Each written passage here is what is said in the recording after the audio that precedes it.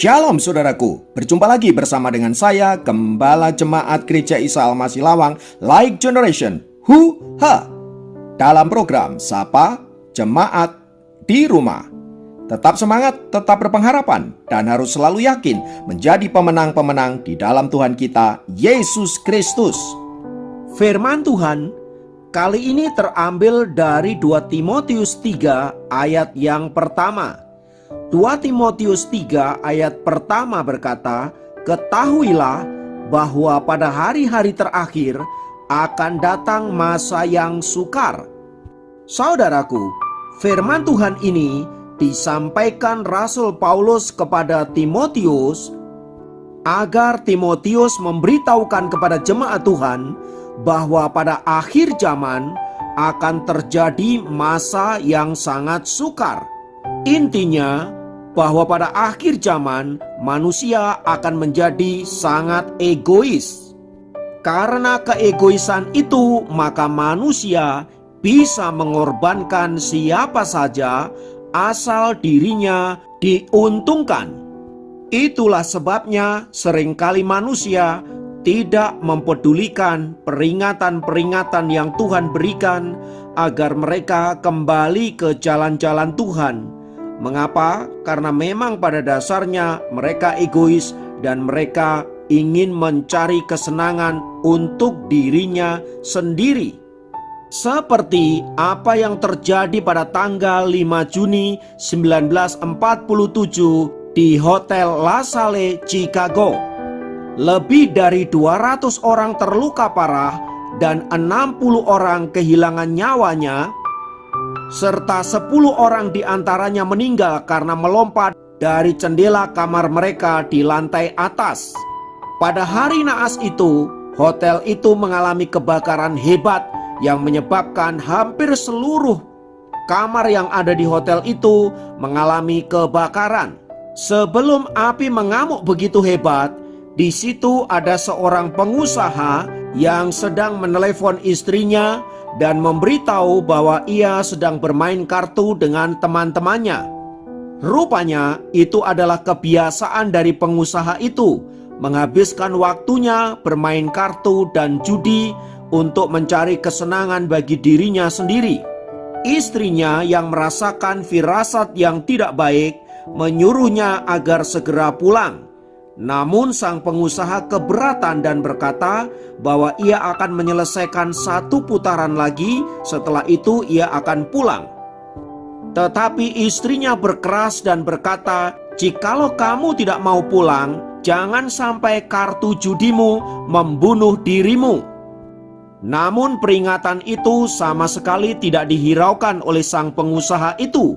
Setelah istrinya menutup teleponnya, beberapa menit kemudian terjadilah kebakaran hebat itu.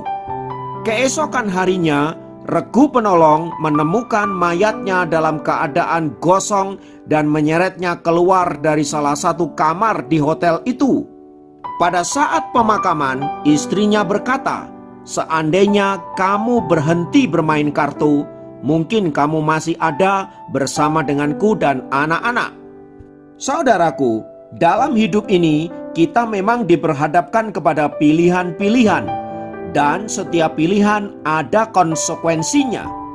Seandainya saja pengusaha itu mendengarkan nasihat istrinya, mungkin dia tidak akan mati mengenaskan.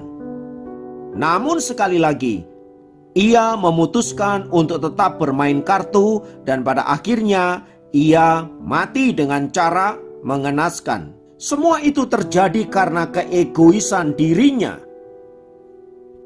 Dia tidak peduli kalau di luar sana ada seseorang yang begitu khawatir akan dirinya, istrinya, anak-anaknya, dan mungkin juga orang-orang terdekatnya. Ia mengabaikan semua itu karena memang ia ingin menikmati sesuatu yang menyenangkan bagi dirinya sendiri.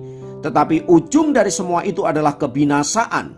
Saudaraku, apa yang terjadi di hotel di Chicago itu harusnya juga menjadi peringatan bagi kita yang hidup di zaman ini. Alkitab sudah memperingatkan kita bahwa di akhir zaman akan ada masa yang sukar. Masa yang sukar itu bisa terjadi dari dua sisi. Yang pertama dari sisi eksternal, di mana hal-hal yang sukar, mungkin penderitaan, mungkin sakit penyakit, mungkin kesulitan-kesulitan yang datang menimpa kita dan tidak pernah kita inginkan. Sebaliknya, kesulitan-kesulitan itu juga bisa terjadi dari faktor internal, yaitu kegagalan kita untuk hidup dalam kebenaran. Sesuatu yang buruk yang terjadi karena keteledoran kita, karena kesalahan kita, karena kesembronoan kita sendiri. Kita sudah tahu jika selingkuh itu dosa, kita sudah tahu jika minum-minuman keras itu bermasalah, kita sudah tahu bahwa narkoba itu bisa menyebabkan kesengsaraan, kita juga tahu bahwa tindakan-tindakan amoral yang lain bisa menyebabkan problema dalam hidup kita, namun kita tetap melakukannya karena keegoisan kita.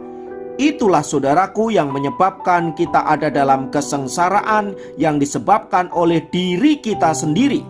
Jadi saudara-saudara, karena kebodohan kita menjadi susah, kita menjadi sengsara, kita menjadi menderita.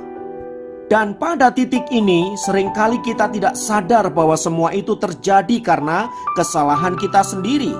Oleh sebab itu kita seringkali menyalahkan Tuhan, menyalahkan orang lain, menyalahkan situasi dan lain sebagainya. Kita tidak mengoreksi diri kita sendiri bahwa sesungguhnya karena keegoisan kitalah kita ada di dalam situasi, di dalam keadaan yang penuh dengan kesulitan itu. Oleh sebab itu saudaraku, melalui firman Tuhan kali ini kita diperingatkan agar kita bertobat dan kembali ke jalan-jalan Tuhan. Sebab sampai kapanpun kalau kita masih menjadi pribadi yang egois, kita tidak akan pernah menemukan berkat-berkat maksimal yang Tuhan berikan kepada setiap kita. Kita juga tidak akan pernah menemukan damai sejahtera yang sesungguhnya. Oleh sebab itu saudaraku, mari kita belajar untuk menaklukkan diri kita sepenuhnya kepada Tuhan dan membuang semua keegoisan kita. Percayalah, saat kita takluk dan merendahkan diri di bawah kuasa Allah dan menyerahkan hidup kita sepenuhnya kepadanya, maka kita menemukan damai sejahtera dan berkat-berkat maksimal yang Tuhan janjikan kepada setiap kita. Mari hiduplah takut akan Tuhan dan jadilah pribadi-pribadi yang terberkati. Kiranya firman Tuhan ini memberkati kita semua. Mari kita berdoa. Tuhan, kami naikkan syukur kami kepadamu karena Engkau senantiasa peduli akan kami, sehingga firman-Mu terus-menerus mengingatkan kami, menegur kami, dan menuntun kami kembali ke jalan-jalan yang Engkau kehendaki, supaya hidup kami senantiasa ada di dalam berkat-berkat-Mu. Terima kasih untuk anugerah-Mu ini Tuhan. Kami mengucap syukur di dalam nama Tuhan Yesus kami berdoa. Haleluya. Amin. Demikian program Sapa Jemaat kali ini. Sampai jumpa dalam program Sapa Jemaat yang lain. Tuhan Yesus memberkati.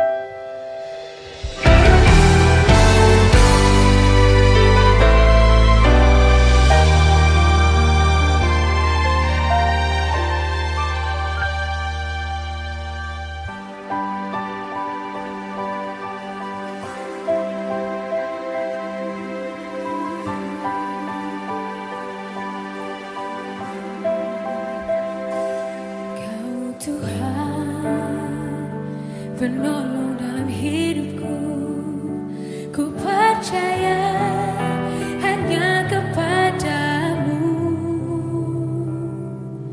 Kau pegang tanganku dan tuntun langkahku.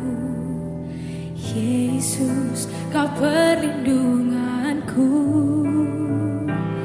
Kau Tuhan, kekuatan dalam hidupku, penolongku dalam kesesatan.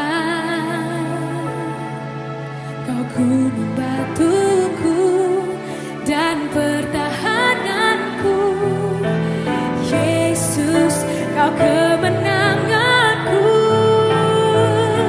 Yesus, padamu ku berseru, Kaulah penyelamatku, terpuji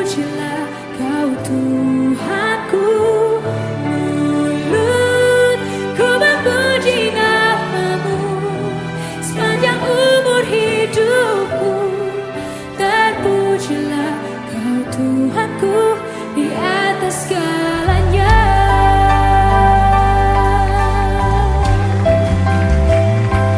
Kau Tuhan, kekuatan dalam hidupku, penolongku dalam kesesakan.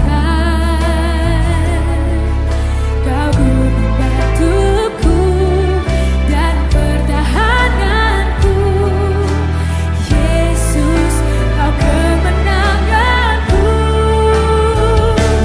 Yesus, padamu ku berseru, Kaulah penyelamatku.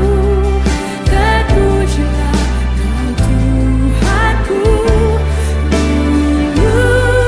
Ku memuji namamu sepanjang umur hidupku. Terpujilah Kau Tuhanku di atas segalanya. Yesus, padamu ku berseru, Kaulah penyelamatku. Terpujilah Kau Tuhanku. Ku memuji namamu sepanjang umur hidupku. Terpujilah Kau Tuhanku di atas segalanya. Kaulah sumber kuatku, Kaulah kehidupanku, Kaulah pertahananku. Ku percaya padamu.